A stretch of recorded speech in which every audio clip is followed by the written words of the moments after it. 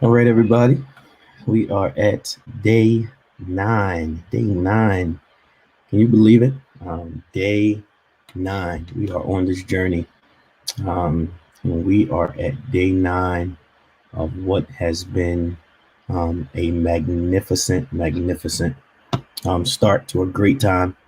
Um, I don't know about you, but it has been interesting and challenging throughout the way. But today, for some reason, I have a heightened level of gratitude for this experience. Um, I have never in my life uh, consecrated for this long of a span of time, um, and I'm excited to see the 21 days through. And I've been encouraging you guys through this time, but today I don't know. There was an overwhelming moment of gratitude today to be able to walk through this time, to be able to be able to be trusted um, during this time. Um, and I definitely know that God's hand is on my life. Um, I know that God's hand is definitely upon me and upon us during this time. Um, Yeah, it's day nine. It's day nine, right? So let's hear it. Day nine. What's up? Day nine. Talk to me. Day nine. I saw Johnny's post early this morning. It I don't know if that's what jump started me, but he was encouraging everybody at day nine. Um, how's day nine been? Day nine has been exceptional for me. Day nine has been a really positive day mentally. Um, how has your day nine been? How are you feeling today? Day nine. Let's get our comments in here. How are you feeling today? How are you feeling? I want to jump into this lesson today. This lesson today is going to be really good. And I know I say that about all of them, but this one is really going to be good. But I want to how are you feeling? How are you feeling? Awesome. Yeah. Awesome. Okay. Good. Okay. Great. Okay. Come on, y'all. How you feeling today? Amazing day. Yes. Come on, y'all talk to me. How you feeling? How you feeling? I know I haven't talked to many of you during this time, but I've talked to you sparingly. I feel like going on. Okay, Mother Wilson. Well, Mother Wilson, you go on. Okay, good. Come on, y'all. How y'all feel? Come on, y'all talk to me. I haven't had much interaction during these days, so I want to hear how you guys are feeling. Um, Aunt Deborah, great. That makes me happy. Aunt Deborah, and Aunt Deborah, I hope you're resting. Don't worry, I'm going to call you this week anyway. Empowered. Come on, y'all. That's what I'm talking about. So we got awesome, good, great, amazing. I feel like going on. Empowered, uh, clean. Okay, clean. Okay, stronger. Okay, okay, stronger, determined. Yeah, yeah. This is. You're going into the double digits in a minute. Some of you have only fasted 2 to 3 days. Some people 2 to 3 hours. Some people 2 to 3 minutes. Some people said it won't be me at all. but y'all headed into the double digits tomorrow. Do you know that? Stretched. All right, Nicole, you stretch a little bit more. We got a little more ways to go. Stay with it. Stick with it. Difficult but good. Difficult is good. Difficult is good. Difficult but good. That is a good thing. That difficult expresses the effort. And like I said last night, God is going to bless your try. God is going to bless your try. Yes, I agree with Ebony. Sabrina, we miss you. We're grateful for the inches that have come off. All right, don't let them go back when it's over. Yeah, so it has been, it has been an amazing time. Yeah, Bree, I just need you to come. I just need to come. I know taking the safety because I just need you to come sweep that floor one good time for me. I need you to come on in one good time and sweep it for me for this 21 days is over. Yeah, I am. I am so excited and happy for each of you. This fast has absolutely nothing to do with me.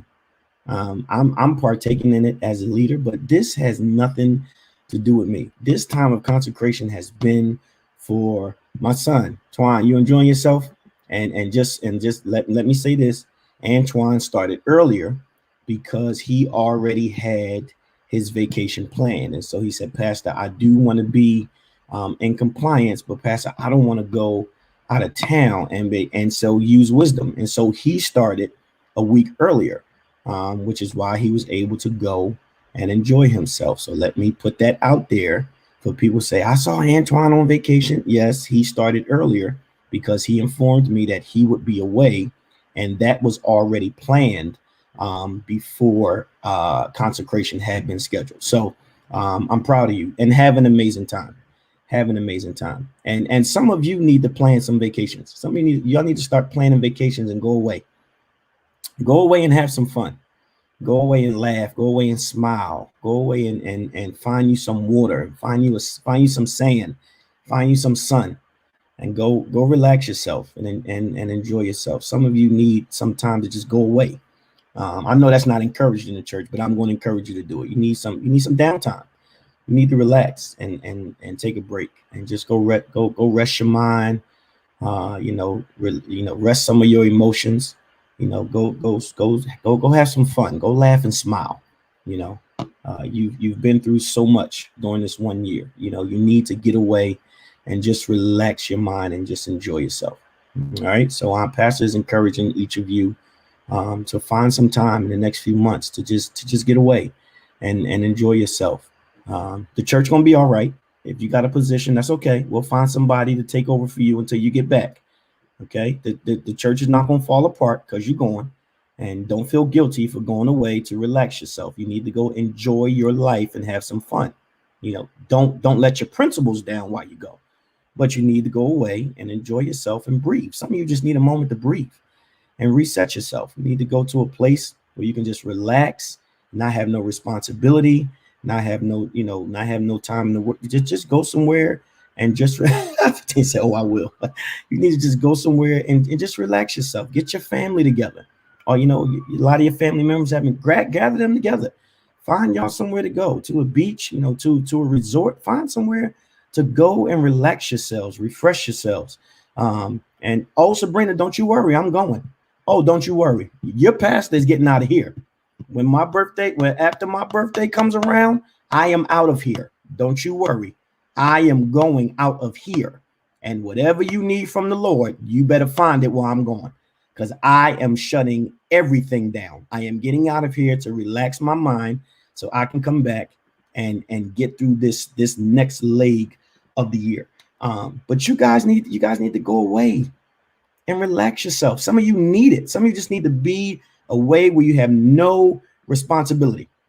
Some of you are, many of you are extremely responsible and accountable. Go somewhere where you can just relax and have somebody take care of you, relax, serve you and wait on you hand and foot.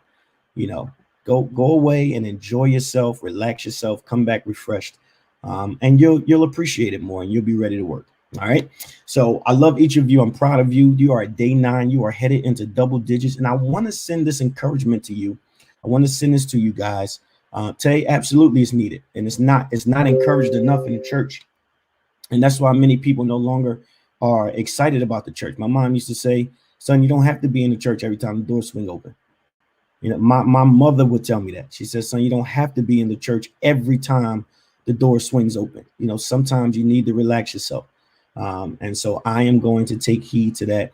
And a lot of pastors are burnt out because they don't teach people how to, vacation and relax. And so the people are burnt out. And because the people are burnt out, now the pastor is working overtime because he's got to do his job as the pastor and the people's job that are burnt out because they haven't been nowhere. The church is comprised of a community of people. And so if we are a body and a community, teach pastor, if we are a body and a community, then that means if 1 and 2 is out, then 3 and 4 should be able to step up until 1 and 2 comes back. And then when 3 and 4 is out, Then 1 and 2 can step up. And then when 1, 2, 3, 4 comes back refreshed, now the whole group is ready to roll, right? So we gotta learn to tag team and partner with each other. You know, you're gonna be out. All right, I'm gonna hold it down till you get back. I'm gonna be out this time, and then when I come back, we'll all be together, right? It's all about teamwork and communication. And so I am encouraging every single last one of you to go away and relax, rest yourself, rejuvenate yourself, you know, reinvest yourself. Some of you have some things that you've put down because you're exhausted mentally, physically, emotionally.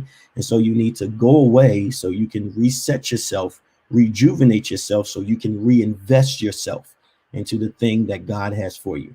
So go away, relax, reset, rejuvenate, and come back and reinvest into what God has for you to do.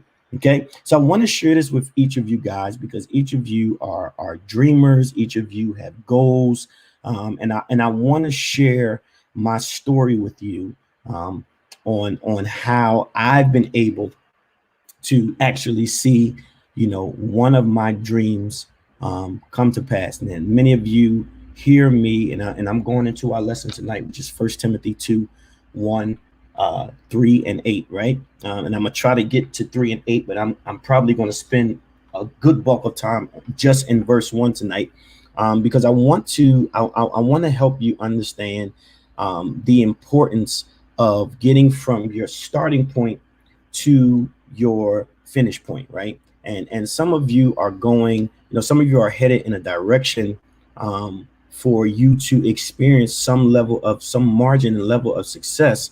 But I want to give you some keys that I use that helped me see one of my dreams come true. Okay. And so a lot of you hear about me starting in Elder Tillman's living room, right? A lot of you hear me say that. And I have a slogan that actually says from the living room to the tabernacle, right? Now, I want to show you that I have proof of where I started and where I am, but the importance was not the beginning or the ending. The importance was the middle.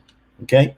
And so I want to share this with each of you tonight. Okay. So what you see is on to my left, which is probably, it may be to your right, to my left, it says where it started. Okay. That is the very first, this came up in my time hop today. This was the very first meeting I had regarding Kingdom Deliverance Tabernacle. That is the living room of Elder Michael Tillman. That is where I started, in the living room. That was my very first lesson. That was my very first lesson I ever taught as a future pastor. Look at where I started.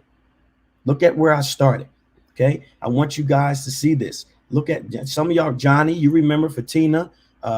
Some of y'all remember Lateris, y'all remember this day. That was the inception of it. That was the inception. There's you were there. That is where I started, on a stool. And look what I have. All I have in my hand, you see my glasses on the side, but all I have in my hand is an iPad and a Bible. All I had was a vision. Tay, look at that, Tay. Look at that. Future songwriter, future millionaire, future Billboard award winner, future Stella award winner. Tay, look at that. That's where I started.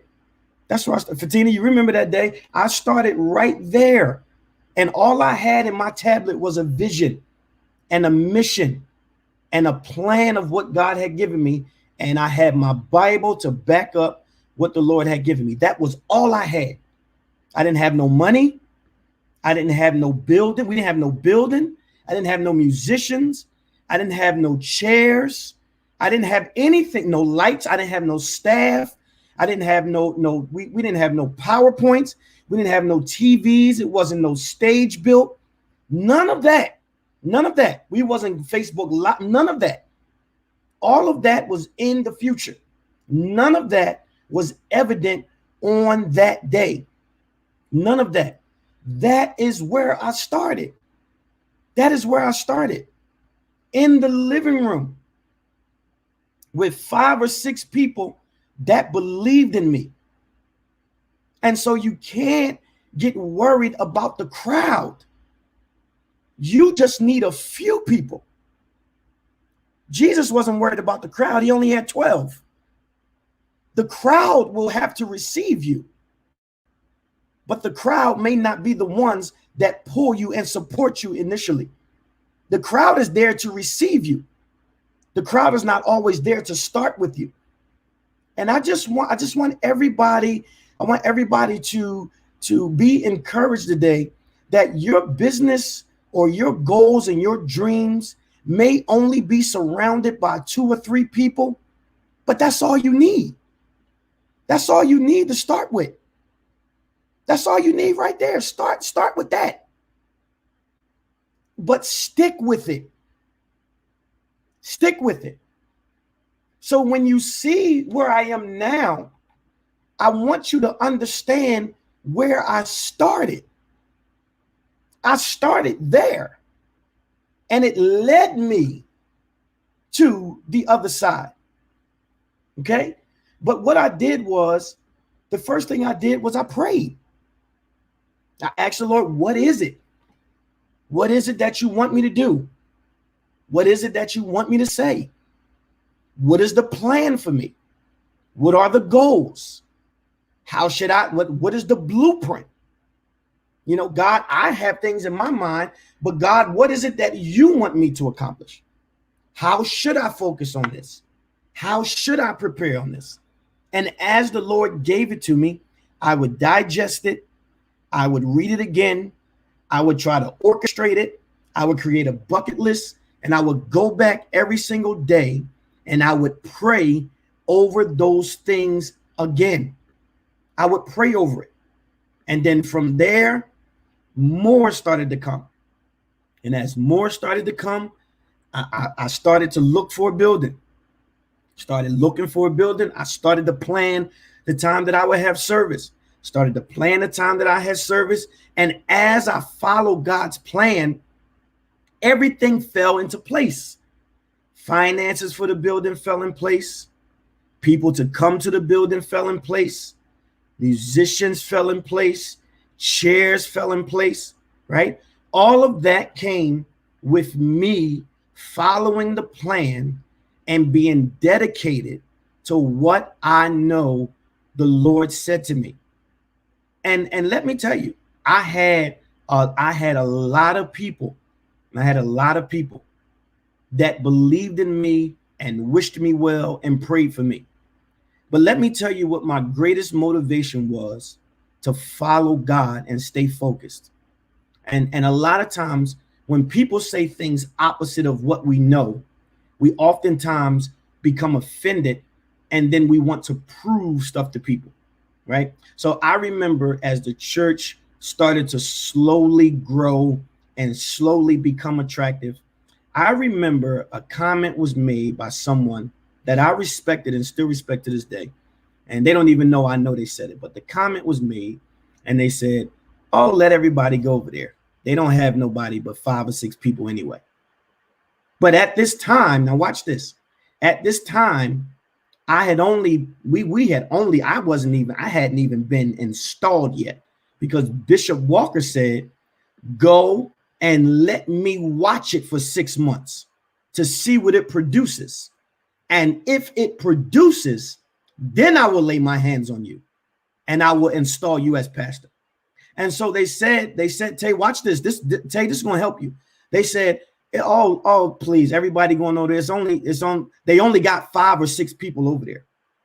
And what they didn't know is, in their mind, they were speaking truth.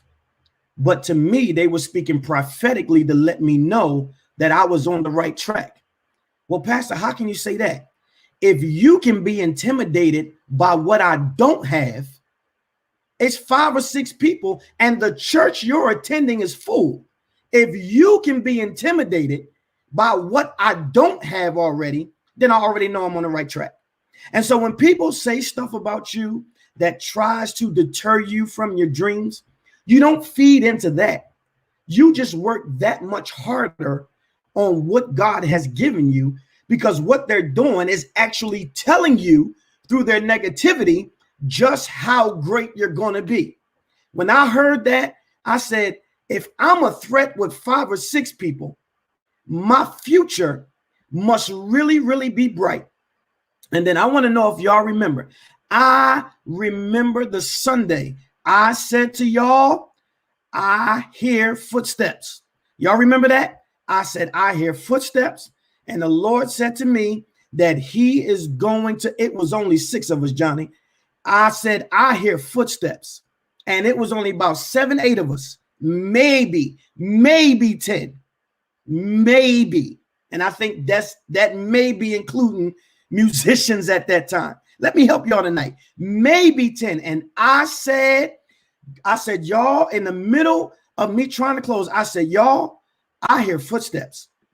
I said, God told me he's going to fill every seat. And I told Elder White, I said, I want you to go touch every single seat. But let me tell y'all the confirmation that came. Fatina's mother was there, and she came and she prophesied to me. And she said, God is going to open a great door for you if you stay humble, if you stay focused and stay committed. She said, God is going to fill every house that he takes you to, and you're going to have a great ministry. Just always keep it before God. And from there, that prophetic word from Mother McFarley, along with God speaking to me in that moment, I said, I hear footsteps. And when I tell you, y'all jumped up so quickly. Antoine, yes, Antoine, you remember when I said that, everybody in there jumped up. I didn't prompt nobody to dance. I didn't tell nobody to dance. Everybody jumped up in agreement. And literally the next Sunday, we went from 8 to 10 people till about 30 to 40 people inside that little building. And from there, it's just been a consistent level of growth. It's been a consistent level of expansion. Sabrina, you remember that? I came out the office the next Sunday and I looked at Johnny. I said, where all these people come from? He said, Dad, I don't know. I mean, the church was almost full, and I was overwhelmed because the Lord he had just spoken it to me the week before. But the level of response from the people hearing the word of God, God said, I'm going to now react and do because of how y'all responded to what I said. And so remain prayerful to what God has given you guys. Remain prayerful to your dreams. Remain prayerful to your goals. Remain prayerful to the plan that you have. Don't deviate from it because it's not growing as fast. Allow it to grow in a healthy space. And watch this. Just because something grows, that doesn't mean it's healthy. A lot of things haven't grown, it's swelling. And the swelling has caused infection. So a lot of people aren't growing, they're actually swelling. And when you swell, there's infection, which means at some place, at some point, the swelling is going to produce some kind of damage or harm. So take your time, allow it to grow, and be satisfied with the 2 or 3, and allow God to grow it at the pace and space in which you can occupy it. Because the more it grows, the more responsibility you end up having. Okay? The next thing was, I was faithful. I was faithful to it. There's not a lot of people growing. There's a lot of people swelling, and they're infected. And that's why you look up and you're like, well, what happened to them? They had it going on. No, they were infected. There's a difference in growing and swelling. Swelling doesn't mean that you got it going on. Swelling just means it's a matter of time before it explodes because it's infected. But you got to pray. And the second thing is you got to have faith. You got to have faith. Remember, I always tell you and teach you guys, faith is believing that it is so, even if it's not so, until the Lord allows it to become so. Okay? That's what faith is. Faith is believing that it is so, even if it's not so, until God makes it so, until God makes that thing evident. And God has spoken some things to your lives, and in God speaking those things to your lives, have faith and trust it. Have faith and believe it. Have faith and stand on it. Don't deviate from what God has given you. Okay? Have faith. Have faith. God has given some of you some amazing things to accomplish, but stick with it and stay with it. Pastor Brown and Aunt Deborah came one Sunday, and in that one Sunday, they never left. I had never met them a day, and I didn't even know who they were. I had never met them. They came, and the word of God kept them, and they have not left yet. I'm trying to tell y'all, I don't know why I'm going this way, because this is not even a script, but I'm trying to get there. But whatever, we're gonna go with this. But what I want to encourage you tonight, because some of you have contemplated giving up on your dreams. Listen to your pastor. Listen to me, y'all. Don't give up. Don't give up. That's why it's important that you're in the right space. That's why it's important that you're surrounded around the right people. That's why it's important that you are connected to people that can lift your arms when you can't lift your head. Lord have mercy. I'll say it again. You got to have people around you that will lift your arms when you can't even lift your head. Okay. There were moments where I was emotionally defeated and drained because I was trying to build and it didn't seem like it was going anywhere. And then it would be Jonathan, it would be Michael, it would be Lateris, it would be Spring, it would be Fatina. Somebody, a Key, when she started coming, somebody would say, Pastor, you got this. Just stick with it. Stick it out. Stay with it. Stay with it. Don't quit. We good. We good. We got it. It's going to be all right. Just stay with it. See it all the way through. Don't abandon it. Don't worry about it. It's going to be okay. We got this. And the more I heard that, the more strengthened I became. And then I would go back and I would say, hey, y'all, we going to do this. We going to do that. And then I would go back and I would say, hey, y'all, we going to do this. We going to do that. And sometimes they would look at me like, what, Pastor, what are you doing? I'm like, listen, trust me, y'all. Trust me. I know this is what the Lord said. The Lord filled the church with people that said they was never going to church again. Key said she wasn't going to church again. I told Danielle, I want you to come back and see us again. She said, okay. All right, Pastor. In other words, yeah, I ain't coming back here. I came here with Jonathan. I came with my friend because he asked me to. I don't have no plans on staying.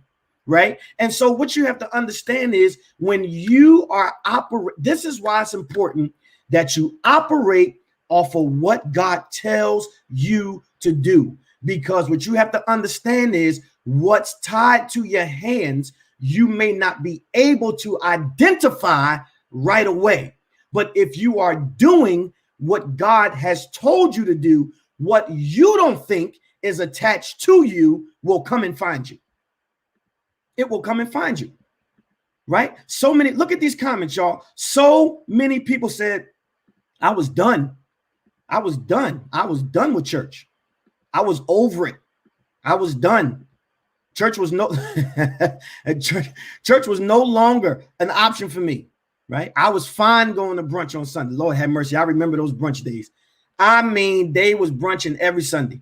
I mean, somebody had a birthday they was brunching. And they was brunching and they was brunching and they was fine with it. They were fine with it. But you know what I kept doing? I kept extending the olive branch. Let me tell you about a man. Let me share my vision with you. Let me show you what's going on.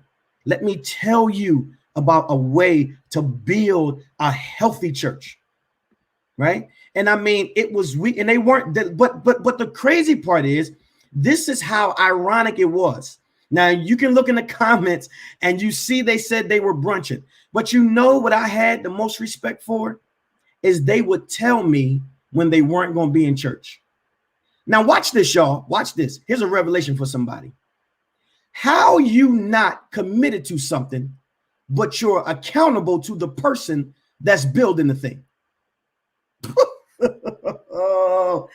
This is why you can't be in a rush and you can't be so easily defeated, because some people may not be committed to the thing yet, but they're going to be accountable to you.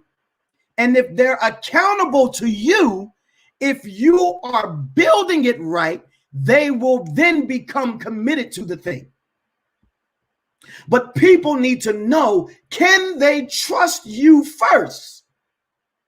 That's why I say people don't care how much you know until they know how much you care. No, they were not committed to KDT. However, they were accountable to me as the leader of KDT that was trying to get them to come see about a thing. And from their accountability to me, I was able to impart into them when the Lord gave me the opportunity. And now the same ones that were accountable to me remain accountable to me, but are now committed to the thing. That's why you got to have faith. You got to pray. You got to have faith.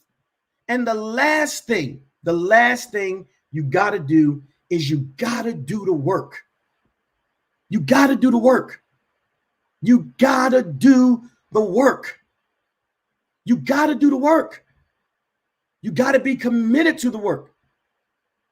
You got to be committed to the work. Antoine said yes, because I was confused while I was telling. Antoine was telling Pastor, I'm not going to be there.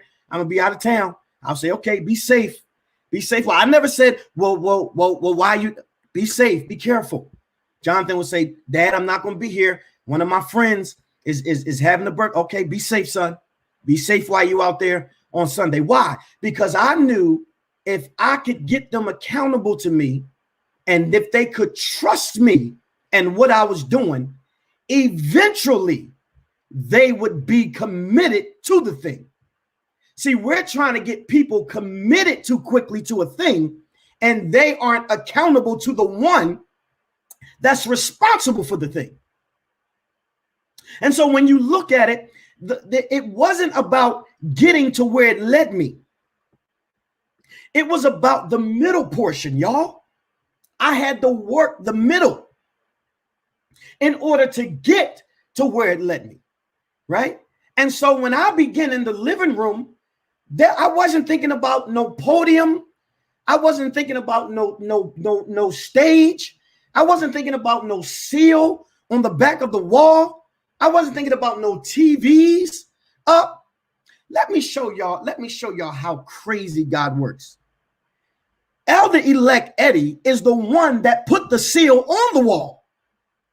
He came and put the seal on the wall, not knowing he was going to come back and help build come on, y'all ain't saying nothing to me. He would come back and build in the same place that he simply came to serve. He came and put the seal on the wall and gave me an amazing deal because he trusted me, because he had faith in me. And you know what? I will never forget this. When he came in that day, the first thing he said to me when he put his tools down was, he looked around and he said, "You got a nice space here, Pastor. You got a nice space here, Pastor. Oh man, Pastor, you got something good here." And I said to him, he'll tell you, I said, "I'm just trying to build." That was all. I knew it took work. I knew it took work. And I mean, week after week, we would go down and we would sweep the floor and we would move the chairs And I mean, we had the green chairs at this time, and then we would have to wipe the green chairs down. You know, Pastor Clay got me those chairs. Those chairs cost me nothing. Spring and her nephew moved the chairs to 5205. Like when I say, y'all, so many people have like been intricate in this, and I think where a lot of people tend to lose faith is when leaders don't take a moment to tell the whole story. See, it's easy to make people believe that you're a superhero and you just did this on your own. But when you look at that picture of where it led me, I don't get from the living room to the tabernacle without all of these entities working. Watch this, along with me praying, along with me having faith, and along with me working. And so y'all say, Pastor, why you work so hard? Because working got me from the living room to the tabernacle, right? It got me from the living room to the tabernacle. And now what our work is going to get us from is from where we are now to a campus where we can house. Y'all hear what I said? To a campus where we can house everything that we need, all the ministries, all the ideas. I mean, it would be late nights, but my first staff was just Key and Spring. I would bounce stuff off of me. I mean, we would meet for hours. Well, how can we pay for this? Well, where's the money for this? Well, how? And there were many times where, as my ministry staff grew, that we fronted. They would partner with me. I would say, I'm going to put this in. Who's willing to help me? And they would say, Pastor, I got you. This was on top of paying their tithes. This was on top of giving. This was on top of maintaining. They were still sowing and seeding into a place. And then what that did was that campus. I said campus. Yes, that's what I said. Y'all type it in the comments. Campus. Yes. And so what it did was it just started to develop and grow. And then as the ministry became more attractive, then more people came, which brought more revenue, which brought more options, which gave us more space to grow and move and get into the place of where we're headed. I don't even know why I'm going here. This is not even a lesson, but for some reason, this is where the Lord told me to go tonight. So I want to encourage y'all. And if you look at 1 Timothy 2:1-8, I want y'all to keep this visual in your mind. All right. I want you to keep this visual in your mind. But let me go here because I want to at least try to get through this first part. Right. I want to share with you how important it is that you're always praying, especially for leadership. I love y'all for this. Especially, I tell you, this is what pastoring is. If I can't help you, I'm no good for you. Long are the days where people just sit at our feet and people worship us and people carry our bags and people carry our Bibles and people give us an offering. What are we giving to the people? If we are in the pulpit, we should be able to help you and give you something. But we continue to teach the weaknesses. So we keep our foot on people's necks so they don't believe that they can grow, or they feel like the only way they can grow is if the pastor's saying it.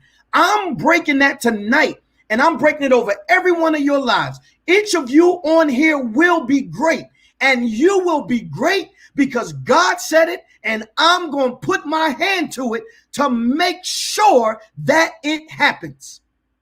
I am destined to help you.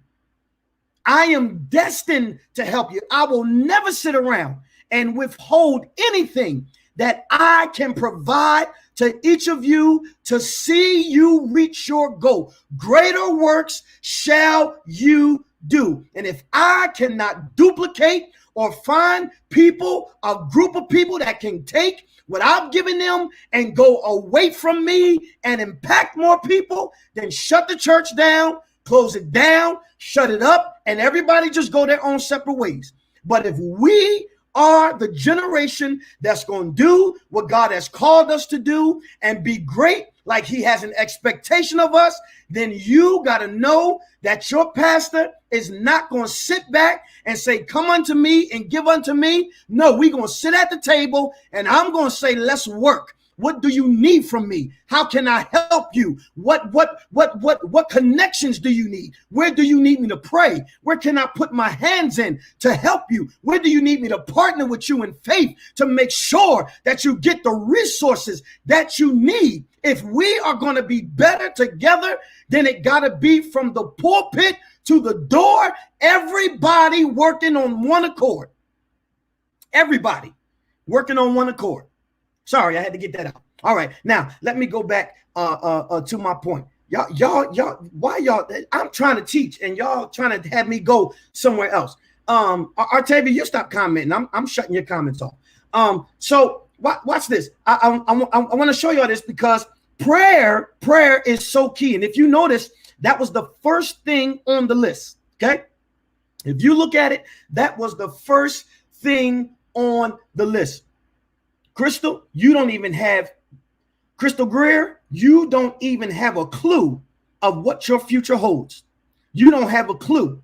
But don't worry, when the Lord releases me, I'm going to tell you. But Crystal, there is a unique anointing on you. And when the Lord releases me, I'm going to release it to you. I'm going to release it to you. No, Ebony, I'm not going there. I'm going to cut your comments off in a minute too. Watch this. So watch, it says, I exhort, therefore, that first of all, supplications, prayer, intercession, and giving of thanks be made for all men. Okay. For all men, for all men. I exhort, therefore, that first of all, supplications, prayers, intercessions, and giving of thanks be made for all men, just for the people you like, for all men, just for my family, for all men, just for the pastor, for all men, just for the clergy, for all men, just for the people that I like, for all, just for the people that started with me, for all men. All means all. It does not include a group. It does not include a clique. It does not include a posse. All means all. And you cannot eliminate anything from the text that is put inside the text, because when you do, you are taking things out of context and creating a pretext in the mind of the hearer. Paul is saying, watch this, to the church. He is not talking to a person. Timothy is the pastor during this time, but Paul is writing this epistle to the church. And he is saying, I exhort, therefore, that first of all, supplications, prayers, intercessions, and giving of thanks be made for everybody, for all men. It doesn't matter if you like them. It doesn't matter if you hang out with them all the time. It doesn't matter if you're in their clique. It doesn't matter if they don't call you on the phone. It doesn't matter if they don't comment on your Facebook status. Just because people don't comment on your Facebook status, or they're not sitting in your face, or they're not trying to find a conversation with you all the time, does not mean people are not for you and praying for you. But we have become so needy that we don't understand that sometimes God has people that are watching you from a distance and interceding for you daily to make sure that you reach what God needs you to reach. Watch this. So I want to break this down more so it makes sense. All right. And so you're going to enjoy this, because, and this is probably the first I'm going to get y'all. I don't know what happened tonight. This was not my goal. I wasn't supposed to talk on that slide that much longer, but I guess it was needed. So I'm going to go with that, and I'm going to believe that this is where God wanted me to go tonight. Watch this. I want to help y'all understand. I want I want you to understand the context in which this scripture is talking. Okay, I want to break this context down so it makes sense to you. Okay, let me help you understand what he is really saying. What he's saying, I exhort, right? The Greek word parakleo, right? I exhort, therefore, or I invite you, I invoke you, I implore you. So watch what Paul does. Paul is starting this with an invitation. Watch this. He is welcoming them into a space and time of what he knows has been beneficial or produced results. And so he doesn't go away from the church talking about how disruptive they are and how they lack prayer and how they lack commitment and how they lack discipline, like some of the church people have done, right? They'll sit and talk about what the generation is not doing instead of inviting them, instead of exhorting them, instead of being the parakleo that they need them to be in order for them to get to the next place, right? So Paul starts by saying, I am inviting you, right? But watch what he says in the middle. He says that first of all, I love it. Look, he says that first of all, before we get into your title, before we get into your calling, before we get into your ministry, before we get into your elevation, before we get into all of that, I'm inviting you, first of all, that supplications, the desis, right? A petition or prayer. I'm inviting you to take place in the desis. I'm inviting you to take place in a petition.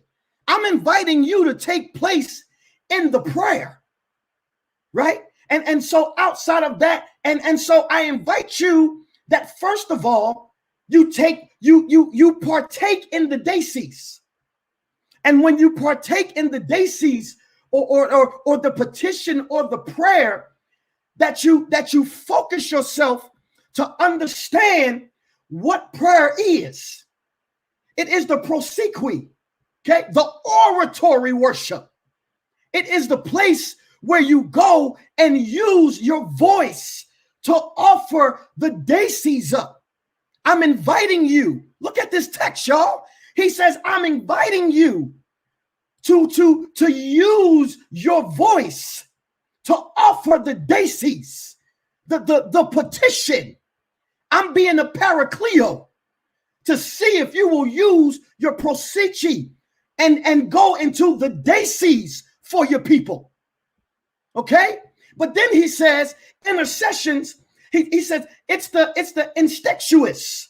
It is the fixed position, a place or time, a scheduled or targeted part of your agenda to offer, watch this, give thanks, the dosis, render gratitude and honor.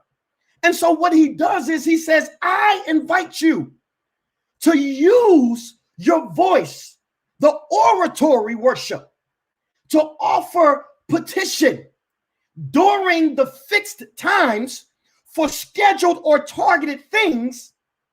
While doing that, rendering the gratitude and honor for all men.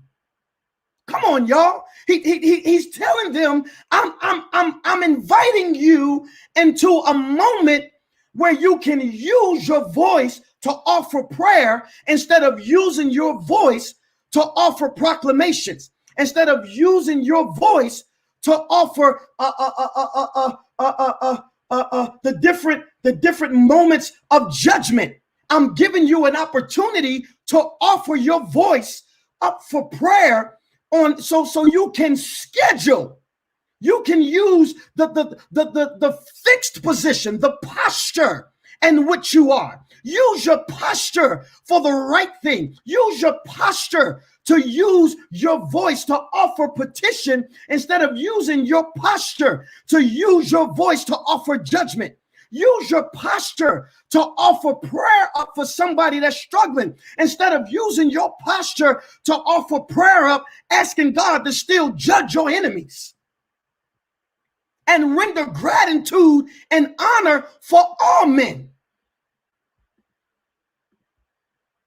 And so Paul's petition to the church in verse 1 is that we stop being so angry when it comes to those in leadership, and when it comes to those that deal with politics, and when it comes to different leaders inside the world, when it comes to your boss, when it comes to your coworkers, when it comes to people in different positions that you may have to look up to, or you may have to work with, or you may not agree with, or you may not see eye to eye with, or you may not understand while they're doing things the way they do. Paul says, I'm inviting you to stop being so angry with these people. I'm inviting you to stop casting so much judgment.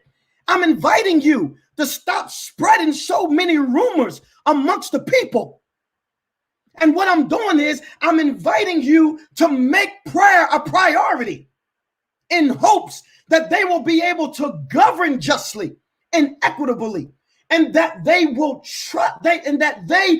trust in Christ as they do it. And so it's easy for us to sit on our seat and judge what we don't understand.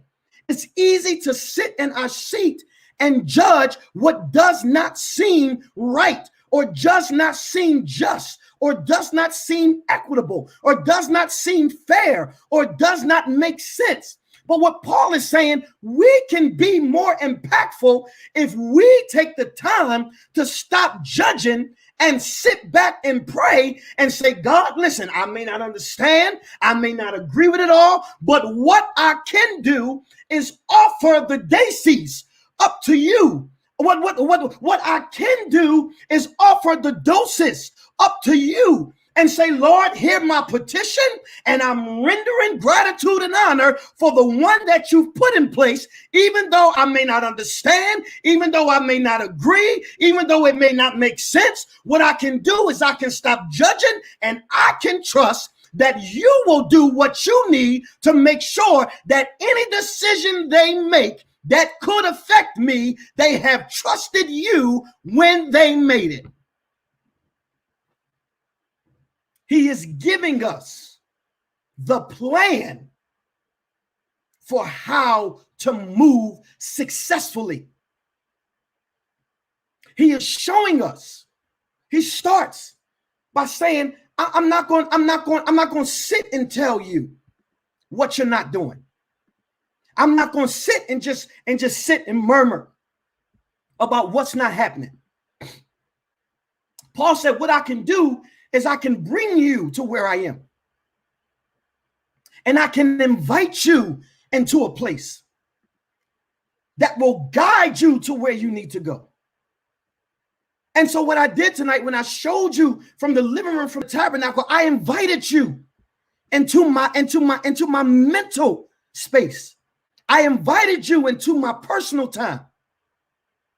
And what did I do? I said, listen, don't quit on what you did. Don't murmur about what's not happening. Don't complain about what you don't have.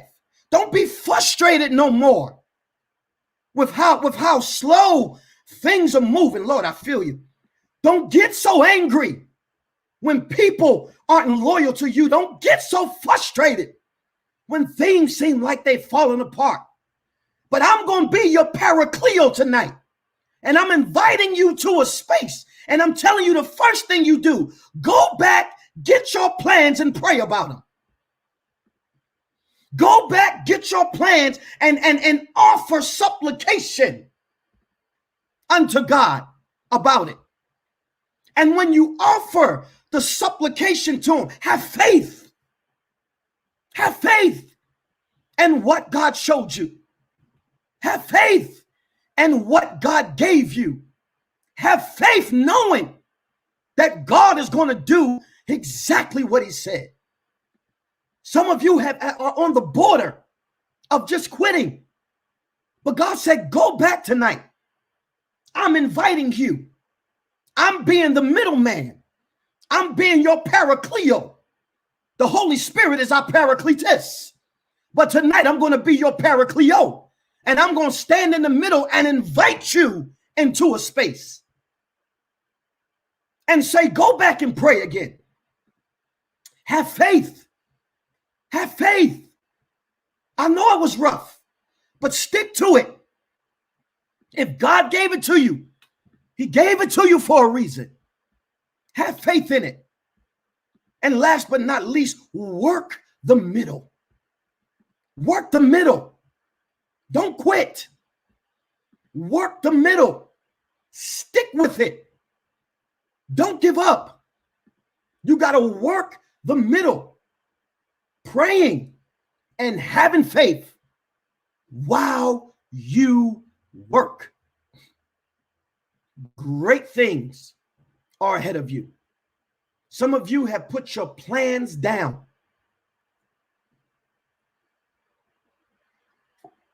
Some of you have put your dreams away. But I want you to hear me tonight. I'm going to be the middleman. And I'm inviting you into a space. And I want you to write these 3 things down. Pray. Pray. Have faith. And work. Pray. Have faith. And work. And if you apply these 3 things to your life, I can promise you, you will see results. I can promise you, you will see results. And when it works for you, then what you now become is somebody's paracleo. And then you go and invite them into your space. And you say, listen, let me help you. And let me tell you what worked for me. Pray. Have faith. And work. And then what they'll do is they will go to somebody else. And they will go and tell them. And they will be a paracleo to somebody else. It just continues the spiral down and down and down. And then the next person will help the next person. And then the next person will help the next person. And then the next person will help the next person. And that's how we will effectively build the kingdom. But you have to be willing to invite somebody first. If you know people struggling with prayer, if you know people struggling with meditation, if you know people struggling with getting their business ideas off the ground, and you have resources, you have information, be their paracleo. Don't sit on the side and procrastinate. Be their paracleo and invite them in. Invite them in and say, listen, I see where you're trying to go. This would work for me. My pastor told me to pray. I prayed, and this is what God gave me. And when God gave me it, I exercised my faith on what God gave me after I prayed. And after exercising my faith, I began to work. And as I worked, the Lord added to me exactly what I needed. You have to be that buffer for somebody else. You have to be that support for somebody else. But it starts with you inviting them first. You know somebody struggling with their faith? Invite them to church. Don't sit there and tell them how great your church is. Invite them to the church. And then talk about how great it is. We talk about how great it is, hoping they'll come off to that. But you'll get more of a response when you invite people. Because people generally only come to places they are invited to. Invite them. Say, come see. I just want you to enjoy worship. Don't give them no expectations. Just tell them to come and enjoy. And from that, God can do what we'll never be able to do. Katie, the environment of KDT is going to heal people right where they sit. The environment of KDT is going to mend broken marriages right where people sit. The environment of KDT is going to restore minds right where they sit. It's going to heal bodies right where they, just from being in the environment, their lives are going to change. You just got to invite them. You just got to invite them. Invite them to the place and allow them to experience it for themselves. And you will see the greatness of God. You will see the goodness of God. And you can walk away knowing I've brought somebody to Christ. I'm seeing somebody's life changed because I didn't give up. I'm seeing somebody have hope again because I didn't let them quit. Some people don't want to quit. Some people just want somebody that say you can do it. Some people quitting because they don't have not one person that say I believe in you. But I'm telling every one of you on here tonight, I believe in you. Even you that's stopping by and you may be hitting the button and not coming in, I believe in you too. I believe in you. I believe in you. I believe in you. And I believe that you are going to do exactly what the Lord has set for you to do. And you will not fail. You will. I speak success over your life. You will not fail. Hear me tonight. You will not fail. I got 2 calls today. Sister Asia Paynes called me and said she is headed to Houston after church on Sunday because she has a ministry assignment. But she said, I told them I can't come until after I go to my church first. And I told her, you go to Houston, but don't leave without me laying my hands on you first. Because that will not be the only time they ask you to come back. I want her to go to Houston and impact those people. And then I got another call from Des, something she didn't even ask for. Fell in her lap today. I said, oh, so it seems to me that God is doing what he wants to do and you didn't even see it coming. She said, absolutely, Pastor, because I told y'all last night. God gonna bless your try. God gonna bless your try. Your weakness, God can work with. It's the wickedness that God will not tolerate. All of us have a weakness. But don't get caught up in it and stop trying. God is going to bless your try until you get to where you need to get. You have to invite people to come to where you invite them. If you got a prayer time that you to invite them, say, hey, call me during this time and let me pray with you. They may not be ready to come to the church yet, and that's okay, because many of you were not ready. But what did I do? I encouraged you. I told you I'm praying for you. And in your time you came. There's some people waiting just to hear you pray on their behalf. There's some people waiting just to hear your daisies up to God for them. Some people are just waiting to experience the doses that you will offer up to God on their behalf. So they have the strength to say, I can make it. Somebody believes in me. You will not fail. You will, and greater doors are going to open for the rest of you on here. Get yourself ready. Get yourself ready. You cannot be committed to God's house and his servant and the Lord not bless you. And God knows y'all are some of the most committed people I have ever met in my life. And I am grateful.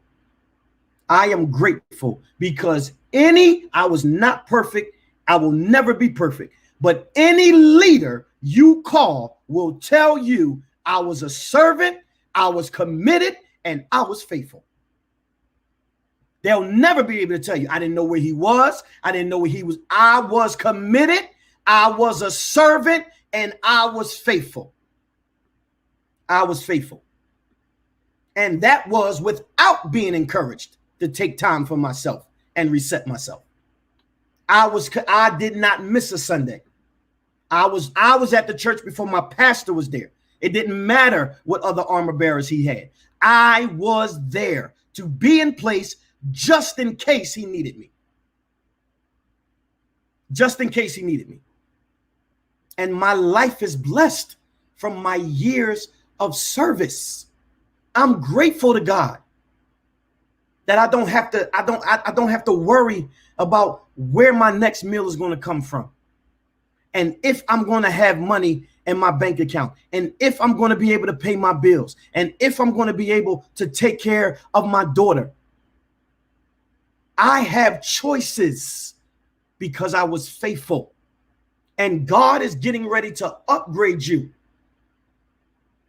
from containing where you are to having choices of where you want to go.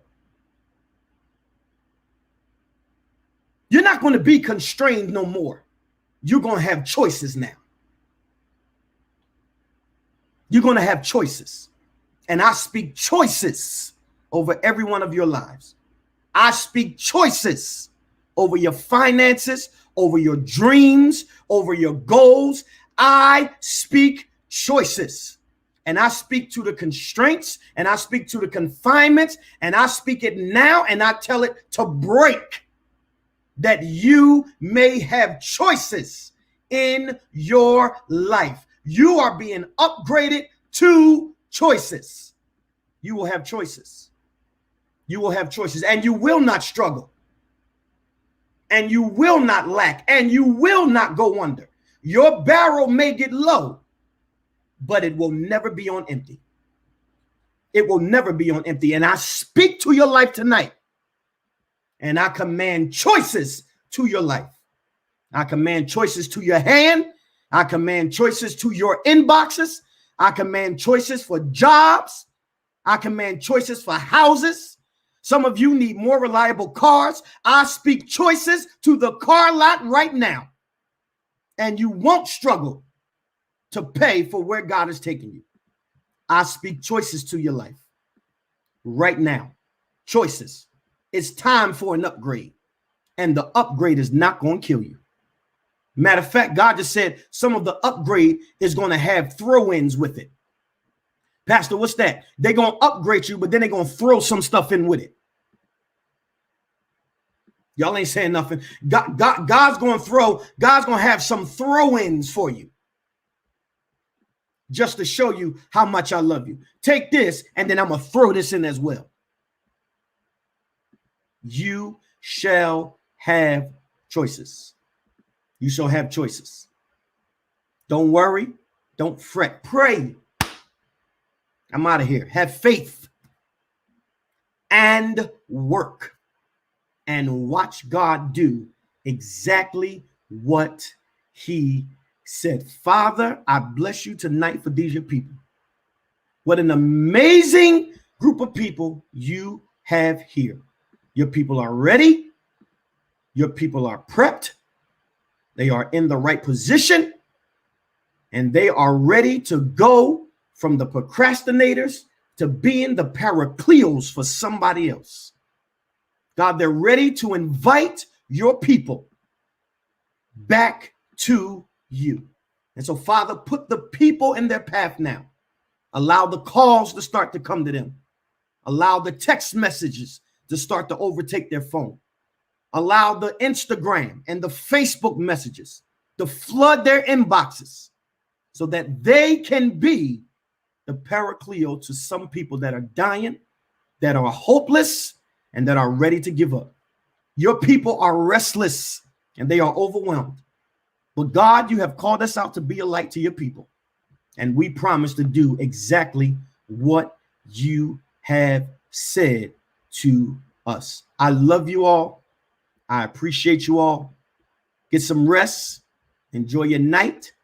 And tomorrow, you will break in the double digits as we will head into day 10. I appreciate you, and I'll see you all tomorrow.